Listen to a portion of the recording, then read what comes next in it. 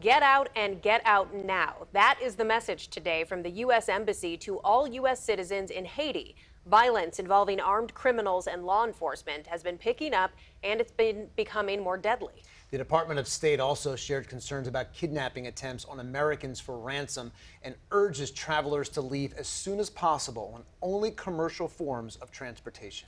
Joining us now is Regine Conde, a native of Haiti and a member of the Haitian Network Group of Detroit. Thank you for joining us today, Regine. Well, thank you for having me. Thank you so much. So if you could start by telling us, when is the last time you visited your home country and what was going on there at the time?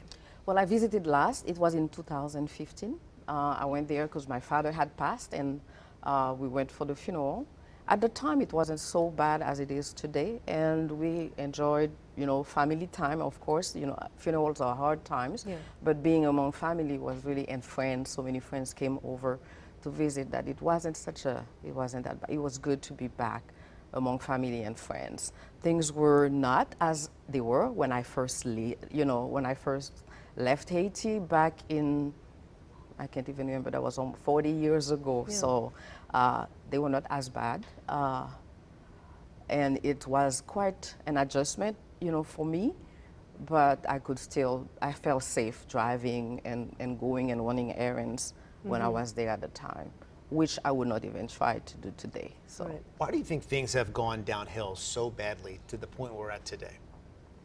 There are so many reasons, and it's very difficult to really summarize them in just a few words. I think that's something that has been put in place from the time Haiti became independent.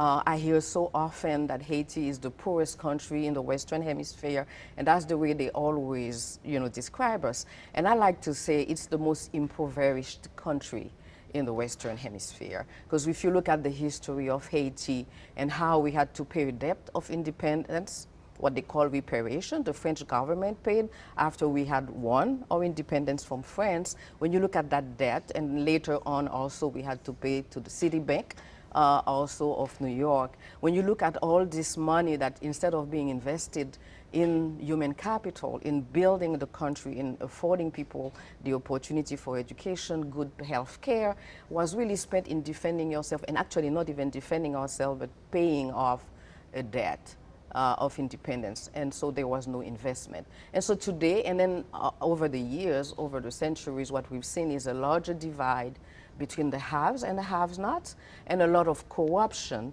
also as a result of that.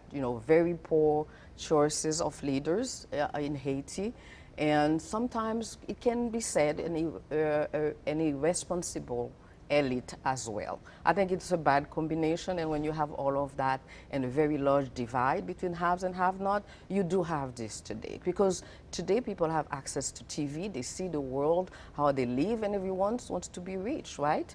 And when there is not enough work, when you don't have enough infrastructure in a country, people resort to violence and kidnapping for ransom, because everyone wants to have the latest iPhone and the latest, and also, and the last Gucci bag. It's the same thing. It's nothing different. Wants and desires are the same no matter where you are in the world.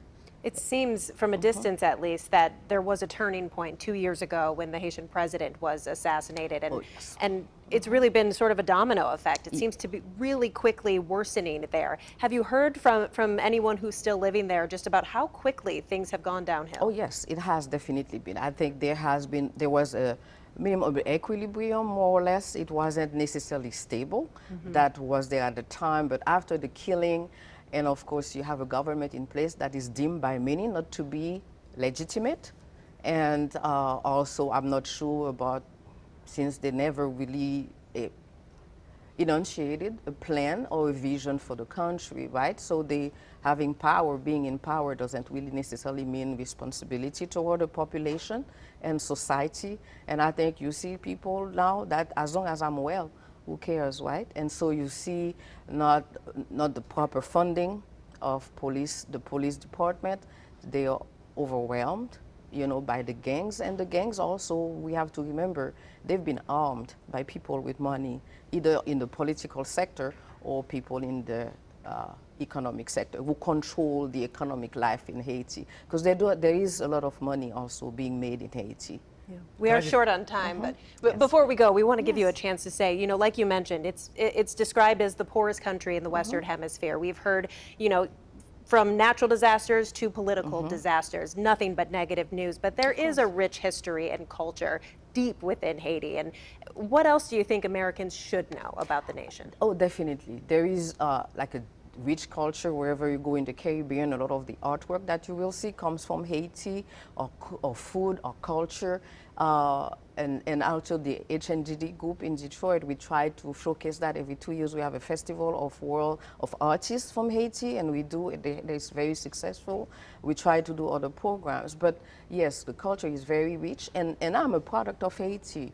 Right? I'm a product of Haiti. That says a lot about what the country has given me in terms of an education, incomes of upbringing.